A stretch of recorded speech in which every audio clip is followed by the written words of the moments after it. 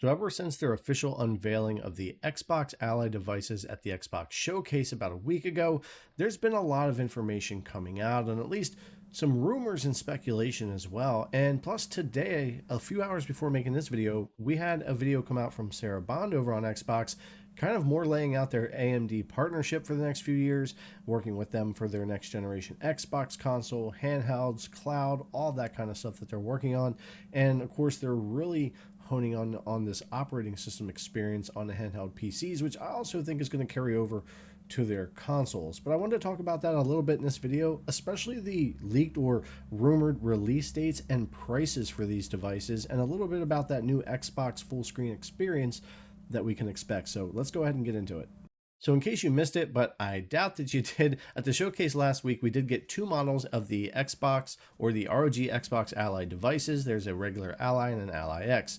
The white version is the regular Ally. That's a Z2A, which is kind of like on par with like a Steam Deck for power, 16 gigabytes of memory and 512 gigabytes of storage.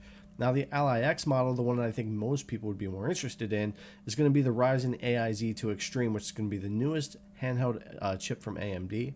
That's going to have 24 gigabytes of memory like the current Ally X and 1 terabyte of storage. So we're going to have those two models to choose from, and these are going to be the two devices that come out and officially use that new Xbox full screen experience, where they're not even really going to boot up the desktop, some other things with Windows, shave 2 gigabytes of more off of the RAM usage, and kind of streamline this. So think Steam OS, you know, the competition that is really, I think, what driving this, right? I think without Switch, you don't have the Steam Deck, and I think without Steam Deck, you don't have Steam OS where it is, which is now, I think, putting the pressure on Microsoft and Xbox to finally really make moves here the past couple of years, and it looks like that is indeed what they've been working on. So that's what we're looking at with the devices, but we've also had a video come out today that I thought was interesting.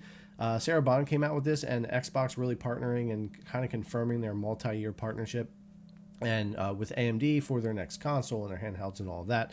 And just as a quick note, I actually really think because this new OS experience using Windows, having all that compatibility, but having that Xbox front end and trying to make it easier, I think is really going to kind of carry across their devices.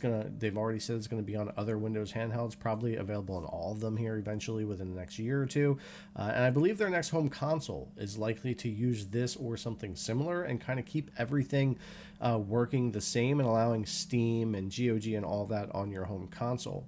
And that could potentially make the next Xbox console a $500 or $600 very streamlined, easy to use PC to hook up to your TV and access Game Pass and various game stores. So I kind of find that interesting. I don't cover the console stuff as much here on the channel as I used to, but I think that might be where all that's heading. But back onto the handhelds, these rumors and leaks about the release dates, the pre-orders, and the pricing for these, I want to take a look at that. So there's been a couple of articles. WCCF Tech has had one up here talking about it, and also Windows Central from Jez Corden. So we're going to go ahead and take a look at this one here from Windows Central at some of the information that they're talking about with these leaks and rumors.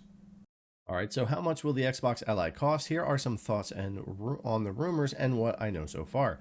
Microsoft hasn't yet revealed the price tag on the Xbox Ally and Ally X, but don't expect it to be light on your wallet. And that is definitely something I have been saying since these were announced, that they are indeed probably going to be pricey. The Xbox Ally and its more expensive cousin, the Xbox Ally X, are dropping in time for this holiday season. Microsoft revealed these devices earlier in June. The early impressions have been extremely promising, powered by AMD's Z2 range. Microsoft said that Gears of War Reload runs at a thoroughly stable 1080p 60 on the Xbox Ally X PC handheld.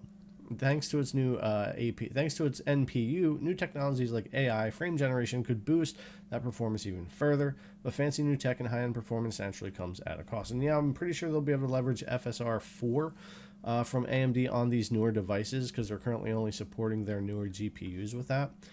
So that could obviously be helpful, plus the new operating system experience, shaving down resources and freeing up stuff for that could also make a big difference. We've seen that with SteamOS versus Windows in a lot of games, how SteamOS being a lighter operating system will run the games better.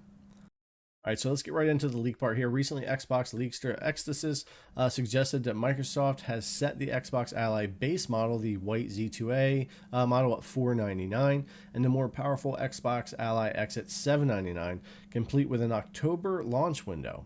So that sounds pretty interesting. Now, I have said $599-ish for the white one and $899 just because looking at the current marketplace of handhelds and how expensive things are, the price of the Steam Deck, the Legion Go S models, their Z2 Go is at like $599. It was at $549.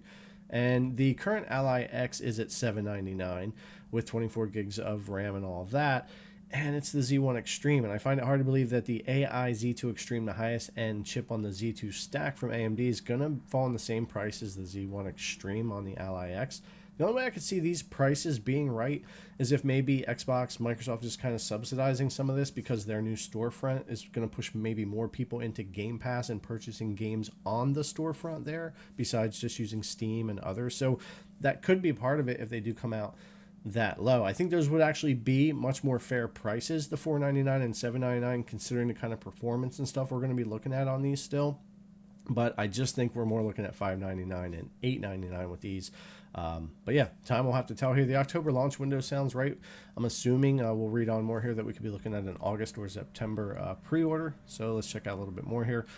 We can tentatively corroborate the October launch window, possibly slated for late in October, although I'm not rubber stamping this rumor until I get a few more sources. However, as of writing, one thing I do have more sourcing on is that Microsoft hasn't yet fully committed to a price point. Since I believe the October launch window could be true, it stands to reason that the suggested price points could be what Microsoft was gunning for, even if they're avoiding a full commitment as of the writing. But could this be too optimistic? Or this could be what they were originally priced at, because they would have started working on these, up last year at the latest, maybe a year before, when pricing for all these handhelds actually was a good bit lower, and those prices sound almost more like 2022, 2023 handheld pricing versus what we have now in 2025 with current devices. So they very well could adjust those up, and I still think that they will. All right, it says, I would quite honestly be very shocked if the Z2 Extreme AI Xbox Ally X, that's a mouthful, did land at $799.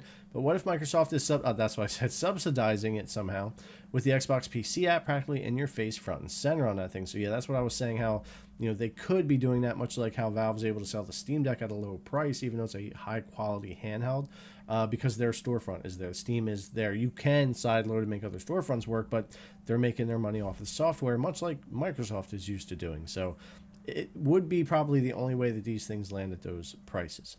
The Xbox Ally base model is using a Z2A APU, which on paper is comparable with the Steam Deck OLED for $549, which I was talking about earlier as far as performance-wise. I expect that the $499 price point suggestion here could be a lot more likely to become true as a result. And yeah, potentially it could wind up being $499, but just looking at these devices, I just am not seeing it necessarily coming in at less than the Steam Deck. Again, unless Microsoft is kind of subsidizing these prices, $549, $599, I would see it more coming in at. And that $799 for an AI Z2 Extreme, I just don't see it, again, unless they are subsidizing the price, which would be great. I would love for these prices to fall into something a little more affordable, even on that high end at $799. I think would be a great grab for an AI Z2 Extreme with 24 gigs of RAM and a terabyte of storage, even though it is a smaller 7-inch screen. It does still have the 80 watt-hour battery and stuff. So yeah, that would be pretty good. But without any subsidizing, it's got to be in that $899 to $999 range. I just don't see it any other way. And I think the MSI Claw that's going to come out later this year with the Z2 Extreme is probably in that $899 to $999 range. And the Legion Go 2 with the OLED screen, I could see that thing being $999 to like $1,200 with that. So yeah, everything's just more expensive. So it's going to be really hard to tell. If these things fall down into that price range, I think it would be great. But I think that would also be, Microsoft Xbox kind of taking a little bit more of a hit on the hardware to sell more software and have that storefront right there when you load up the devices.